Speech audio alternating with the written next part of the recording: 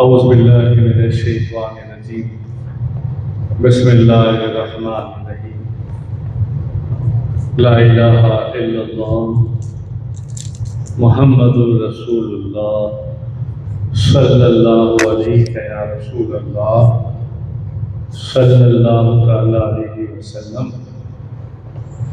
نور من نور اللہ بسم اللہ الرحمن الرحیم الحمد للہ رب العالمین الرحمن الرحیم الرحمن الرحیم الرحمن الرحیم مالک یوم الدین ایاک نعبد و ایاک نستعین اهدنا الصراط المستقیم صراط الذین انعمت علیہم غیر المغضوب علیہم ولا الضالین آمین آمین آمین۔ السلام علیکم ورحمۃ اللہ وبرکاتہ۔ کیسے آپ لوگ خیریت سے ہیں؟ اللہ خیریت رکھے، کرم فرمائے، مشکلات حل فرمائے، دعائیں قبول ہو، اور اللہ پاک رسول پاک کے صدقے رمضان المبارک کی روزے رکھنے کی توفیق عطا فرمائے۔ پھر آج ہم انشاءاللہ سنتے ہیں فیضان تراویح اور لیلۃ القدر۔ درود و سلام کے فضائل میں سے امیر المومنین سیدنا عمر فاروق اعظم رضی اللہ تعالیٰ عنہ نے فرمایا، بے شک دعا زمین و آسمان کے درمیان ٹھہر جاتی ہے، رک جاتی ہے، اور اس سے کوئی چیز اوپر کی طرف نہیں جاتی جب تک کہ تم اپنے نبی امام الانبیاء نبی اکرم صلی اللہ تعالیٰ علیہ وسلم پر درود پاک نہ پڑھ لو۔ یہ ترمذی کی حدیث ہے۔ پڑھے اللہم صلی علی محمد وعلی محمد دائماً ابدا کثیرا کثیرا یا ارحم الراحمین۔ تراویح سے صغیرہ گناہ معاف ہو جاتے ہیں۔ رسول اللہ صلی اللہ علیہ وسلم نے ارشاد فرمایا، جو رمضان میں ایمان کے ساتھ اور طلب ثواب کے لیے قیام کرے، اس کے گزشتہ سال کے گناہ بخش دیے جاتے ہیں۔ اور فرمان مصطفیٰ صلی اللہ علیہ وسلم ہے کہ بے شک اللہ تعالیٰ نے رمضان کے روزے تم پر فرض کیے، اور میں نے تمہارے لیے رمضان میں قیام کو سنت قرار دیا ہے۔ لہذا جو شخص رمضان کے روزے رکھے اور ایمان کے ساتھ ثواب کی نیت سے قیام کرے، یعنی تراویح پڑھے، تو وہ اپنے گناہوں سے ایسے نکل جائے گا، صاف ہو جائے گا، جیسے ولادت کے وقت اس کی ماں اس کو پیدا کرتی ہے۔ بچہ پیدا ہوتا ہے کتنا معصوم پاک پھر کیا جاتا ہے بظاہر، مگر گناہوں سے وہ پاک ہوتا ہے۔ آپ نے فرمایا وہ ایسا ہو جاتا ہے جیسے روزے رکھے اور تراویح پڑھے، تو وہ ایسے ہو جاتا ہے جیسے اس کی ماں نے ابھی اسے پیدا کیا ہے۔ یہ نسائی کی حدیث ہے۔ تراویح سنت ہے۔ رسول اللہ صلی اللہ علیہ وسلم نے کبھی ادا کی، کبھی نہیں کی، اس خیال سے کہ کہیں میری امت پر فرض نہ ہو جائے۔ عاشقان کلام اللہ و عاشقان قرآن، ہمارے امام اعظم امام ابو حنیفہ رضی اللہ تعالیٰ رمضان المبارک شریف میں 61 قرآن پاک پڑھتے تھے، روز ایک پڑھتے تھے، اور ایک رات اور دن میں پڑھتے تھے، اور ایک تراویح میں پڑھتے تھے، اور 45 برس تک آپ نے عشاء کے وضو سے نماز فجر ادا کروائی۔ سبحان اللہ۔ یہ ہمارے امام جو ہم حنفی کہلاتے ہیں نا، یہ حوالہ ہے بحر شریعت کا، جلد اول 688 میں۔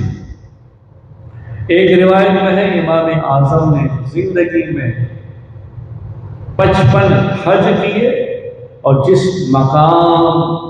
مکان میں آپ نے وفات پائی اس مکان میں آپ نے 7000 قرآن مجید اسی جگہ پڑھا جہاں آپ کا روزہ ہے۔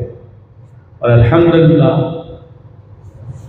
یہ 2 سال ہو گئے، 2 سال پہلے الحمدللہ وہاں کی بھی حاضری نصیب ہوئی، جب سفر بغداد، نجف اور کربلا کا تھا، جب زیارت کے لیے ہم چلے تھے۔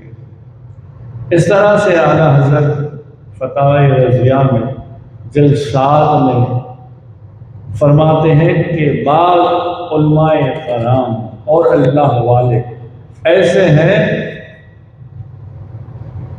کہ حضرت امام عبدالوہاب شارانی، سیدی علی مرشفی نے ایک رات میں 3,60,000 ختم فرمائے۔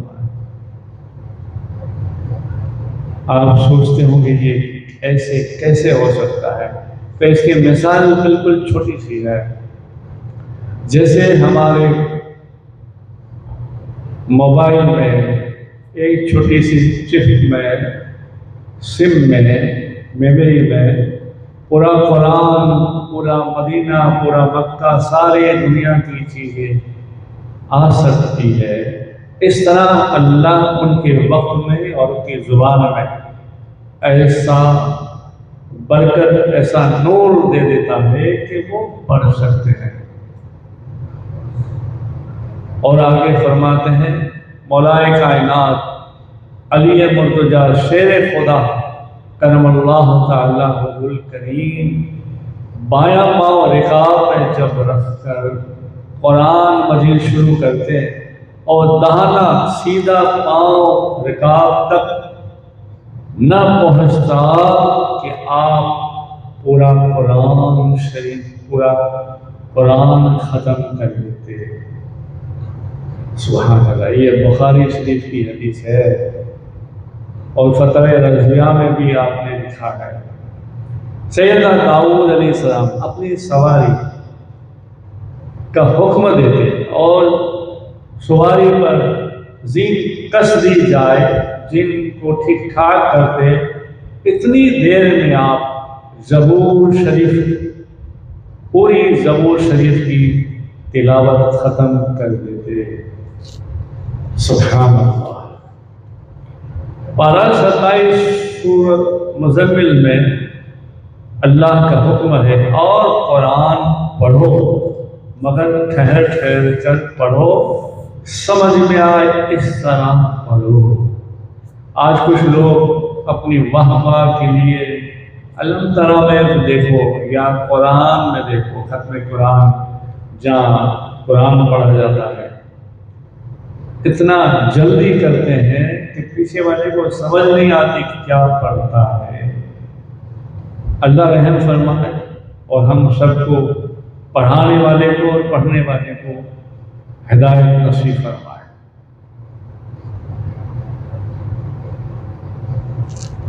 اس لیے کہ قرآن پڑھنے اور پڑھانے والے میں اخلاص، محبت ہونا ضروری ہے۔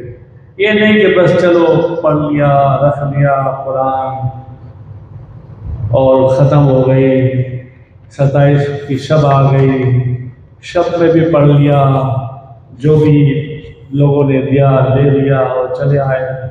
نہ، یہ تو ہوتا ہے ہر جگہ، ٹھیک ہے، پر اپنی آخرت سنوارو، اور اپنی آخرت سنوار کر پیچھے دیکھو کتنی ذمہ داری ہے۔ چاہے پھر آپ تراویح قرآن سے پڑھتے ہو یا پڑھاتے ہو یا سنتے ہو یا علم ترا سے پڑھتے ہو، ٹھہر ٹھہر کر پڑھو، اچھے سے پڑھو۔ سورہ مزمل تراویح کی جماعت بدعت حسنہ، اللہ کے محبوب پاک صلی اللہ علیہ وسلم نے خود نے بھی تراویح ادا فرمائی اور اسے خوب پسند بھی فرمایا۔ صاحب قرآن مدینے کے سلطان امام الانبیاء تاجدار مدینہ محمد رسول اللہ صلی اللہ علیہ وسلم ایمان اور ثواب کے سبب رمضان میں قیام کرتے اور فرماتے ہیں کہ امت کے صغیرہ گناہ بخش دیے جائیں۔ پھر آپ کو یہ اندیشہ ہوا تو کبھی پڑھا کبھی نہیں پڑھا، مگر امیر المومنین سیدنا فاروق اعظم رضی اللہ تعالیٰ عنہ نے اپنے دور خلافت میں دیکھا مسجد میں ہی پڑھ رہے ہیں تو دیکھا کوئی اکیلے پڑھ رہا ہے، کوئی کسی کو لے کر پڑھ رہا ہے، تو آپ نے مناسب سمجھا اور حضرت سیدنا عبید بن کعب رضی اللہ تعالیٰ عنہ کو امام بنایا۔ آپ سب کے امام بنے۔ نماز عشاء خود فاروق اعظم رضی اللہ تعالیٰ عنہ پڑھاتے اور عبید بن کعب تراویح پڑھاتے اور پھر واپس فاروق اعظم رضی اللہ تعالیٰ عنہ وتر بھی پڑھاتے۔ یعنی معلوم ہوا یہ حدیث سے کہ اچھے اچھے کام قیامت تک لوگ کرتے ہیں، نئے نئے طریقے کی اجازت ہے، مگر ایسی اجازت جو شریعت قرآن سے ٹکراتی نہ ہو۔ جیسے فاروق اعظم رضی اللہ تعالیٰ عنہ نے تراویح اور پھر آپ نے فرمایا یہ بدعت حسنہ ہے اور اچھی بدعت ہے۔ پھر امام کے لیے محراب نہیں تھا تو سیدنا عمر بن عبدالعزیز نے اپنے زمانے میں محراب بنایا، مسجد نبوی شریف میں محراب بنانے کی سعادت حاصل کی۔ یہ بھی بدعت حسنہ۔ مسجد میں گنبد اور مینار آپ ہی کی طرف سے شروعات ہوئی اور آج مسجد میں مینار اور گنبد سے مسجد پہچانی جاتی ہے۔ پھر جیسے 5 کلمہ نام دینا، پہلا دوسرا تیسرا، پھر قرآن کے 30 پارے کو نام دینا، احرام لگانا، رکوع بنانا، رموز اوقاف علامت لگانا، نقطے لگانا، یہ سب بعد میں ہوا۔ خوبصورت جلد میں قرآن تیار کیا، حدیثوں کی کتابیں تیار ہوئی، یہ سب بعد میں۔ اسی طرح 4 سلسلے، 4 طریقے، حنفی، شافعی، مالکی، حنبلی، قادری، نقشبندی، چشتی، سہروردی، یہ سب بدعت حسنہ یعنی اچھی بدعت۔ کوئی ایسی بدعت ہو جو نئی پیدا کی یا کرتے ہوں، اور اگر سنت قرآن و سنت سے وہ چیز ٹکراتی ہو تو وہ چیز، وہ بدعت شیعی ہے، بری ہے، اس کو کرنا نہیں چاہیے۔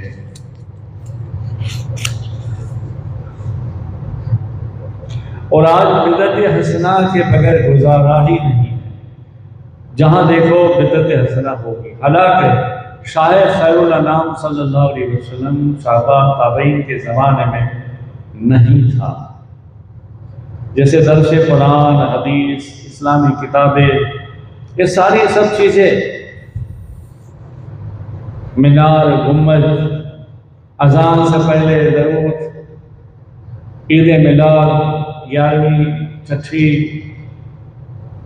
الحمدللہ لوگ کرتے ہیں، بڑے لوگوں نے اجازت دی اور پھر ان پر لوگ عمل کرتے ہیں اور اصال ثواب یعنی نیکیوں کا خزانہ حاصل کرتے ہیں۔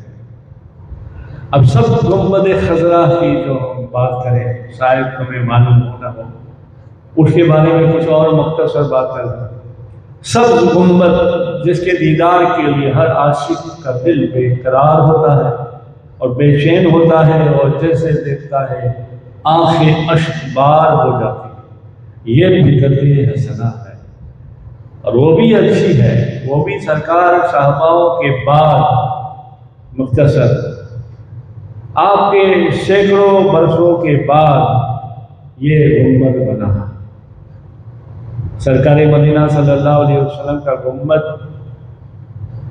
678 میں تعمیر ہوا اور اس کا رنگ پیلا تھا۔ پھر اس کے بعد میں 888 میں رنگ بدلا، مختصر پتھروں کا بنایا ٹکڑے ٹکڑے ڈال کے۔ پھر اس کے بعد سفید رنگ کا ہوا۔ 980 میں پھر خوبصورت حسین گنبد بلیک کالا اور سفید رنگ کا ہوا۔ پھر اس کے بعد اچھے اچھے پتھروں سے، رنگ برنگی پتھروں سے بھی سجایا گیا۔ پھر 1818 میں پھر نیا رنگ اس میں سبز رنگ کر دیا گیا، جو القبۃ الخضرا یعنی سبز گنبد کے نام سے مشہور ہوا، اور وہ نام اور وہ رنگ ایسا پیارا ہوا کہ آج تک گنبد پر وہی رنگ چڑھتا ہے اور لگایا جاتا ہے۔ سبحان اللہ۔ مسلم شریف کے حوالے سے کہ جو کوئی اسلام میں اچھا طریقہ جاری کرے اس کو اس کا ثواب ملے گا، اور جو بد عمل خدا نہ کرے کوئی ایسا کرے تو اس کو اس کے کرنے والے کو بھی گناہ ملے گا۔ جیسے الحمدللہ ہمارے مسجد میں، اجمیر کی بھی مسجد میں یا مسجد آل رسول احمد آباد میں، اور جو مجھ سے جڑے ہیں وہ سب مسجدوں میں ہر فرض نماز کے بعد امام کو حکم ہے ہماری طرف سے، ہم نے کوشش کی کہ یہ اچھا کام ہے کرو، آپ بھی اگر کر سکتے ہیں، اپنی مسجد کے متولی ہے، اچھا ہے، امام دوست ہے، چاہت رکھتا ہے، کوشش کریں کیا تسبیح فاطمہ الزہرا رضی اللہ تعالیٰ ہر نماز کے بعد ماشاء اللہ سبحان اللہ الحمدللہ اللہ اکبر ہم پڑھتے ہیں، اور ہر نمازی دل و جان سے پڑھتے ہیں، اور اس کا ثواب ہے، اس کا ثواب تو بہت ہے۔ میں نے ایک پروگرام میں کہا تھا سبحان اللہ ماشاء اللہ الحمدللہ اللہ اکبر کا کتنا بڑا ثواب ہے۔ مجھے مختصر تراویح اور لیلۃ القدر کے بارے میں کہنا ہے، کوئی باتوں کی طرف نہیں جاتا، مگر سبحان اللہ کا تھوڑا مختصر سا اشارہ کر دیتا ہوں۔ حدیث پاک ہے جو کوئی سبحان اللہ دل سے اچھا لگتا ہے یا ایسا ہی ورد کرتا ہے، سبحان اللہ سبحان اللہ سبحان اللہ سبحان اللہ، تو اللہ تو پاک ہے، اللہ تو پاک ہے، اللہ تو پاک ہے، تو اس نام کے صدقے میں اللہ فرشتوں کو کہتا ہے میرا بندہ میری بندی ہے، بار بار یہ تکرار کرتی ہے یا کرتا ہے کہ پاک ہے پاک ہے۔ فرشتوں اس کے اعمال کو دیکھو، اس کے بھی سارے گناہوں کو مٹا دو اور اسے بھی گناہوں سے پاک کر دو، اور پھر جس نے سچے دل سے ایک بار سبحان اللہ کہا، جنت میں کھجور کا درخت اس کے نام لگایا جاتا ہے۔ اب جنت میں کھجور کا درخت اس کے نام لگایا جاتا ہے، تو جس کا کھجور کا درخت جنت بھی اس کی، سبحان اللہ۔ اور جو اللہ کے لیے، اللہ کے رسول صلی اللہ علیہ وسلم کے لیے محبت کرتا ہے، ملتا ہے، بات کرتا ہے، آتا ہے، جاتا ہے، مصافحہ کرتا ہے، صرف اللہ رسول کے لیے محبت رکھتا ہے، تو اس کا بھی پھر اثر، ثواب، اس کا جواب نور علی نور ہے، بے مثال ہے۔ جیسے اللہ تعالیٰ قیامت کے دن فرمائے گا، کہاں ہے جو میرے جلال کی وجہ سے، میری رحمت کی وجہ سے، میرے حکم کی وجہ سے آپس میں ایک دوسرے محبت رکھا کرتے تھے، آئے اور سائے میں آئے وہ، اور اس کو میں اپنے سائے میں جگہ عطا کروں گا جہاں کسی کو سایہ نہیں ملے گا۔ پھر اللہ کا ارشاد ہوتا ہے، جو لوگ میری وجہ سے محبت رکھتے تھے، میری وجہ سے ایک دوسرے پاس بیٹھتے تھے، میری وجہ سے ملتے جلتے تھے، میری وجہ سے ایک دوسرے کو مال خرچ کرتے اور لیتے تھے، میری محبت اس کے لیے واجب ہو گئی۔ اللہ تعالیٰ نے فرمایا، جو لوگ میرے جلال کی وجہ سے مجھ سے محبت رکھتے تھے، اس کے لیے میں نور کے ممبر بچھاؤں گا، اور نور کے ممبر پر وہ اللہ کے رسول، اللہ والوں کی محبت کی وجہ سے ملتے جلتے، کھاتے پیتے، کسی خیر خرید پوچھتے، جیسے نمازی ایک دوسرے نمازی کو، بھائی وہ فلاں کیوں نہیں آیا، کیا بات ہے، بیمار ہے، ہاں چلو خیر خبر لینے جاتے ہیں، آیا گیا، چائے پلائی، بیٹھے اٹھے، ابھی رمضان ہے، کچھ کھجور لائے، کچھ ایک دوسرے کو کھایا پیا، افطاری میں لائے۔ یہ سب محبت اللہ کے رسول کے لیے، اللہ والوں کے لیے۔ تو اللہ قیامت کے دن نور کے ممبر بچھائے گا، اور اس کو اس نور کے ممبر پر بیٹھنے کا حکم ہوگا۔ جب وہ لوگ ممبر پر جلوہ اپنا دکھائیں گے تو انبیاء، شہداء، صدیق لوگ کہیں گے، یہ کون ہے، یہ کون ہے کہ اتنی شان و شوکت سے بیٹھے ہیں؟ تو حکم ہوگا یہ اللہ کا کہ یہ لوگ میرے لیے، میرے محبوب کے لیے ایک دوسرے کی خدمت کرتے، ملتے جلتے، کچھ دیتے لیتے، خیر خبر لیتے، اس وجہ سے اس کا یہ مرتبہ ہے۔ سبحان اللہ۔ پھر چاہے وہ کوئی مغرب میں ہو یا کوئی مشرق میں ہو، مگر اللہ کے لیے اس کو محبت ہو۔ جیسے ہم بڑے بڑے لوگوں کے، سید زادوں کے، آل رسول کے، بڑے شیخ الاسلاموں کے، بڑے پیروں کے، بزرگوں کے کلام سنتے ہیں، بیان سنتے ہیں، ان کے بیان سے ہماری محبت یہ ہوتی ہے اللہ کی رضا، اللہ کی رضا کے لیے۔ تو یہ مشرق یا مغرب میں دور ہوتے ہوئے بھی اللہ کی محبت، اللہ کے رسول کی محبت کے خاطر سنتے ہیں، اس کے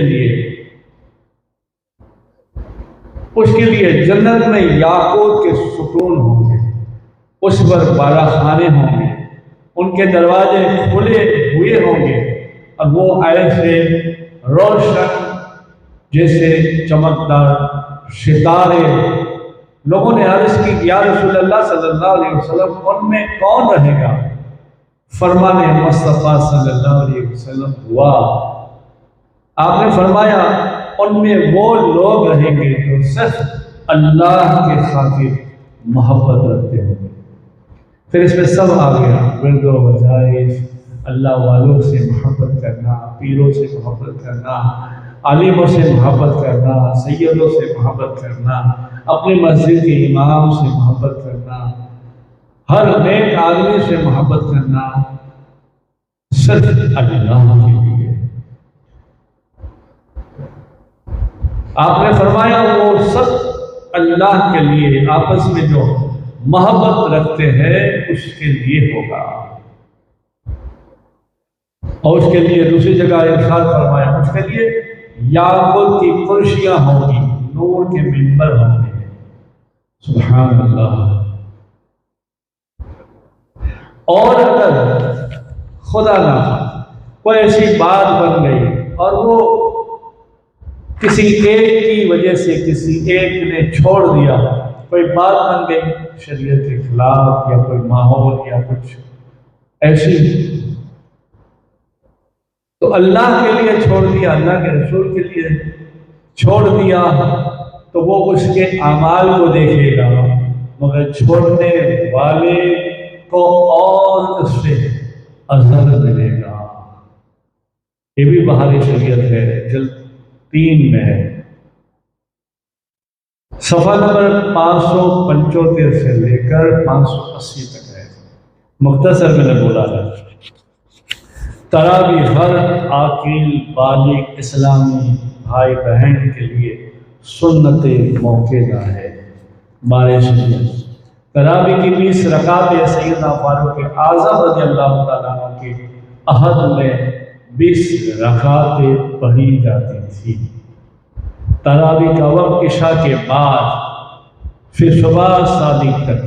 اگر کوئی چاہے کہ عشاء سے پہلے پڑھوں تو تراویح نہیں ہوگی، وہ نفل گنا جائے گا، تراویح کی قضا نہیں ہوگی۔ اور بہتر یہ ہے کہ 20 رکعتیں 2 کی نیت سے ادا کرو، اور جب 2 رکعت ہو جائے تو 2 رکعت کے بعد الگ الگ نیت کرو، یا 20 رکعتوں کی ایک ساتھ نیت کر لو تب بھی جائز ہے۔ بلا عذر کوئی تکلیف نہ ہو اور بیٹھ کر کوئی تراویح پڑھتا ہے تو وہ مقبول ہے، مگر کوئی بزرگ ہے، پیروں میں تکلیف ہے، تو کرسی پہ یا تو نیچے بیٹھ کر نماز تراویح پڑھ سکتا ہے۔ تراویح مسجد میں باجماعت نماز ادا کرنا افضل ہے۔ گھر میں اگر پڑھتا ہے تو گناہ نہ ہوگا، مگر جماعت کا ثواب، نماز کا ثواب نہ ملے گا۔ جو مسجد کا حق ہے، جو مسجد کی فضائل ہے، مسجد کی فضیلت ہے، وہ اسے نہیں ملے گا۔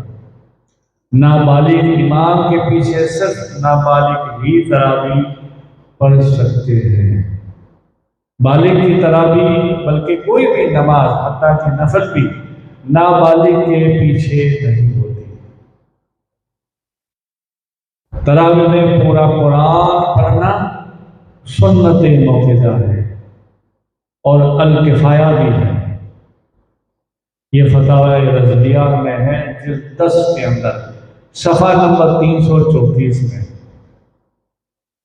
تراویح میں قرآن کریم ختم کرنا نہ فرض ہے نہ سنت عین ہے، سنت کفایہ ہے۔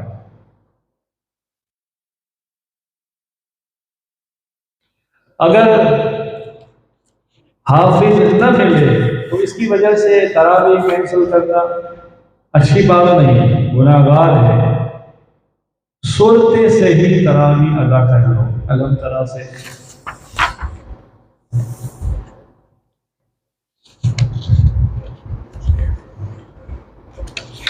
امام و مقتدی ہر 2 رکعت کی پہلی ثنا میں امام اعوذ و بسم اللہ پڑھے، مگر آہستہ سے۔ اگر 27 سے پہلے قرآن ختم ہو جاتا ہے تب بھی آخری رمضان تک تراویح پڑھتے رہے، پھر قرآن سے نہ پڑھے، ہم طرح سے پڑھ لیں۔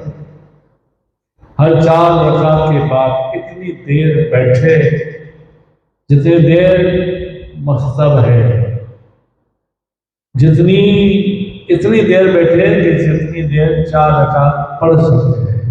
آج تو یہ نہیں ہے موقع، لوگ جلدی جلدی کرتے ہیں، اور امام دعا مانگے تو آپ سب آمین کہیں، اور تراویح کے بعد امام دعا مانگتے ہیں یہ سبحان ربی العظیم کے والی، آپ بھی یاد کریں، آپ بھی آہستہ سے پڑھیں، اور نہیں آتی تو چپ چاپ سنیں۔ رمضان شریف میں وطر جماعت سے پڑھنا افضل ہے، مگر جس نے عشاء کے فرض بغیر جماعت کے پڑھے تو وہ بھی وطر کی نماز تنہا پڑھا کرے، تنہا پڑھیں باہر شریعت۔ جیسے میں نے پہلے کہا کہ فاروق اعظم رضی اللہ تعالیٰ عنہ نماز فرض اور وطر کی جماعت کرواتے، اور سیدنا عبید بن کعب رضی اللہ تعالیٰ عنہ تراویح پڑھاتے تھے۔ سبحان اللہ، سبحان اللہ۔